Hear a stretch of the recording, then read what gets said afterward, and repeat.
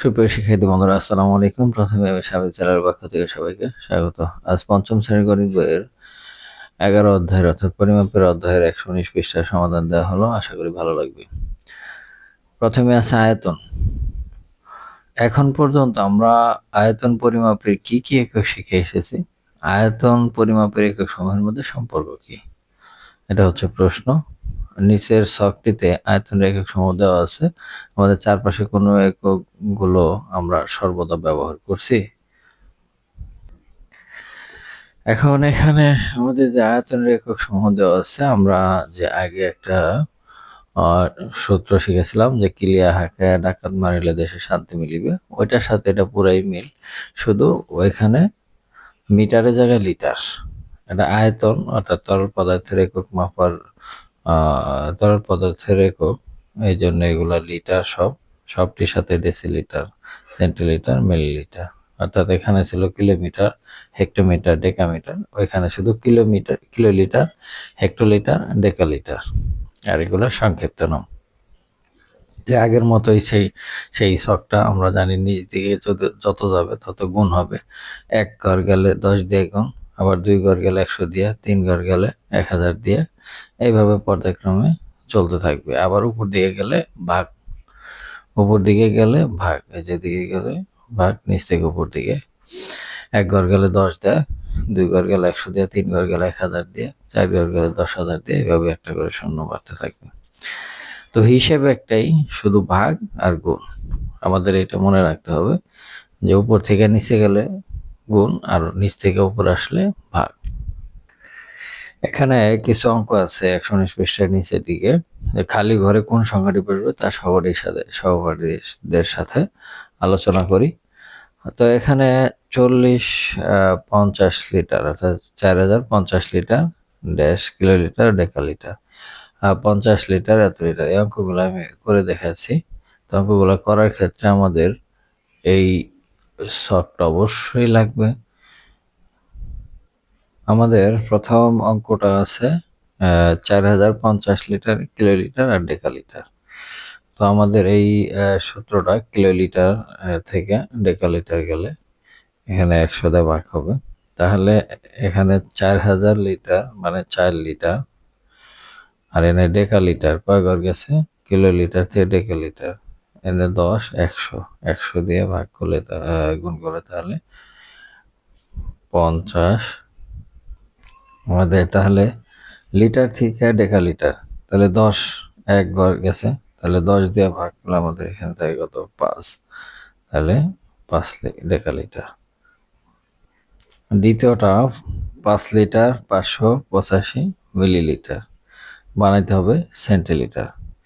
তাহলে আমি 5 লিটারকে যখন মিলিলিটার বানাবো, 5 লিটার মিলিলিটার বানাইতে হলে আমরা সূত্র দেখি এখানে, যে লিটার আছে, লিটার থেকে মিলিলিটার, তাহলে 10 100 1000, তাহলে 1000 দিয়ে আগে গুণ দিতে হবে।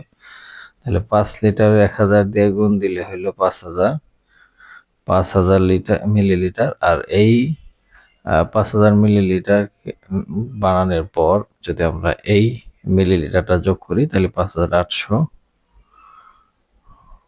5585 মিলিলিটার। তো 5500 মিলিলিটারকে আমরা যদি আবার কি লিটার সেন্টিলিটার বানাই, অর্থাৎ মিলিলিটার থেকে সেন্টিলিটার আবার 10 দিয়ে ভাগ, তো 10 দিয়ে ভাগ দিলে এনে দশমিক চলে আসবে একটা, তাহলে আমাদের অ্যান্সারটা হবে কত, 558.5 লিটার সেন্টিলিটার। এটাই হচ্ছে অ্যান্সার। আবার 3 নম্বরে 4 কিলোলিটার 5 লিটার, তো আমাদের লিটারে যেতে হবে। তো কিলোলিটার থেকে লিটারে যদি আসি, আমাদের সূত্রটা আছে কি, কিলোলিটার থেকে লিটার আসলে 1000 দিয়ে গুণ দিতে হবে। তো আমরা যদি এইটাকে 1000 দিয়ে গুণি, 4000 লিটার, 4000 লিটার আর 5, তাহলে কত হইল, 4000 লিটারের সাথে 5 যোগ করলে 4005 লিটার। এটাই হচ্ছে উত্তর। আবার 4 নম্বর অঙ্কটা আছে 8 লিটার 200 মিলিলিটার, তো মিলিলিটার বানাইতে গেছে। আমরা সূত্র দেখি যে 8 লিটার, লিটার থেকে মিলিলিটার, অর্থাৎ মিটার থেকে লিটার থেকে মিলিলিটারে যদি যায় তাহলে আমাদের 1000 দিয়ে গুণ দিতে হবে। গুণ দিয়ে আমাদের আবার এইটা যোগ করতে হবে। তাহলে 8000 মিলিলিটার আর হলো 20 মিলিলিটার। তাহলে 8000 20 মিলিলিটার। এখানে 8 গুণ 1000 তাহলে 8000 আর হচ্ছে 20 মিলিলিটার তো আছে, 20 এর সাথে যোগ করলে 8000 20 মিলিলিটার। এবার 5 নম্বর অঙ্ক। 5 নম্বর অঙ্ক আছে 750 মিলিলিটার, এটাকে লিটার বানাইতে হবে। তাহলে এখানে মিলিলিটার আছে, এটা লিটার বানাইতে হলে ভাগ দিতে হবে কত, 1000 দিয়ে। মিলিলিটার থেকে লিটার, তাহলে 10 100 1000। 1000 দিয়ে ভাগ দিলে আমাদের এখানে এটা 1000 দিয়ে ভাগ দিলে 0.3 বামে চলে আসে, তার 0.75 লিটার। আর হলো সেন্টিলিটার। মিলিলিটারকে যদি আমি আবার সেন্টিলিটারে বানাই,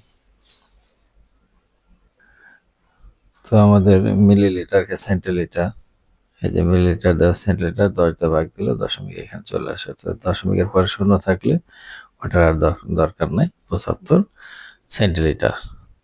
এরপরে 6 নম্বরে আছে 21.56 লিটার। লিটার থেকে ডেকালিটার। আমরা লিটার থেকে ডেকালিটার আমরা আজ যারা দেখি যে লিটার থেকে ডেকালিটারে যদি যায় তাহলে 10 দিয়ে ভাগ দিতে হবে।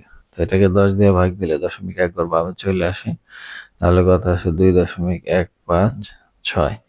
এটা হচ্ছে ডেকালিটার। আর এত লিটারকে আমি যখন সেন্টিলিটারে প্রকাশ করব তখন কিন্তু এটা 100 দিয়ে গুণ হবে। লিটার থেকে যখন সেন্টিলিটার আসবে তখন 10 100 100 দিয়ে গুণ করতে হবে। নিচ দিকে আসছে লিটার থেকে সেন্টিলিটার, তাহলে এটাকে যদি আমি 100 দিয়ে গুণ দিই তাহলে 0.2 ঘর ডানে চলে আসে, তাহলে এটা হয় 2156 এত সেন্টিলিটার। আসলে মেইন কথা হচ্ছে আমাদের এই আর যেটা মনে রাখা, আগে যেভাবে আমি আগের ভিডিওতে যেভাবে দিয়েছি সেইভাবে এটা মনে রাখতে যদি পারো তাহলে এই অঙ্কগুলো অনেক সহজেই সমাধান করতে পারবে। তো শিক্ষার্থী বন্ধুরা, আজ এই পর্যন্তই। দেখা হবে পরবর্তীতে নতুন কোনো ভিডিও নিয়ে। সে পর্যন্ত সবাই সুস্থ থাকবে। ধন্যবাদ সবাইকে।